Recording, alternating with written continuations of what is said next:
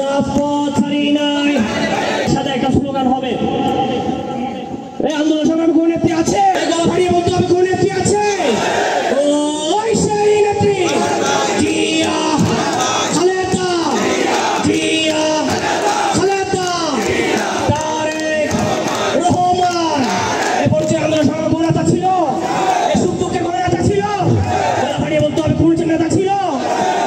ওই সেই নেতা বাহার ভাইয়ের বয় নাই, রাজপথ ছাড়ি না। উপজেলা বিএনপির অভিভাবক পরিচয়।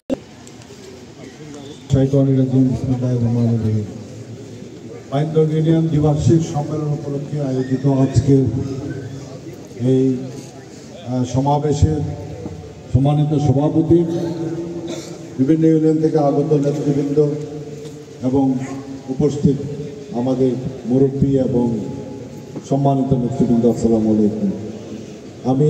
আমার কথা প্রায়ই আপনাদের হয়তো শুনতে হয়, কষ্ট করে হলেও, তাই আমি বেশি কিছু বলবো না, যেহেতু আজকে খুব বেশি সময় নেই। আমি শেষ করতে চাই এই বলে দু একটা কথা। প্রথমত, আমরা পরে যে কথাটা, যে কাজটা করব সেটার ব্যাখ্যাটা আমি এখনই দিয়ে ফেলতে চাই। প্রথমত, আমরা আজকে সম্মেলন করব, কাউন্সিল করব পরবর্তী, এটা প্রথম আলোচনা সভা।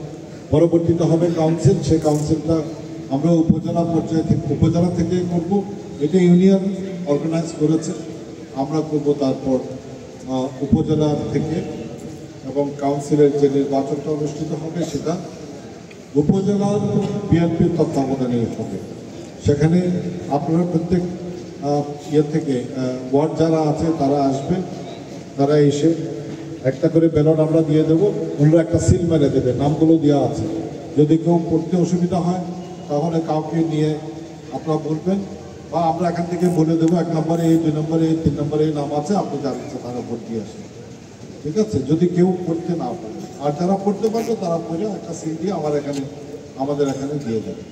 তো এই হচ্ছে আমাদের সম্মেলনের নিয়মাবলী। আমি বেশি কিছু বলতে চাই না। আমাদের কাউন্সিল অধিবেশনটা আমাদের জন্য খুব জরুরি এই মুহূর্তে, কারণ সন্ধ্যা হয়ে আসছে। আমরা আরেকটা ইউনিয়নে যাব, সোয়াবিল ইউনিয়নে আমরা আমাদের কাউন্সিল করব।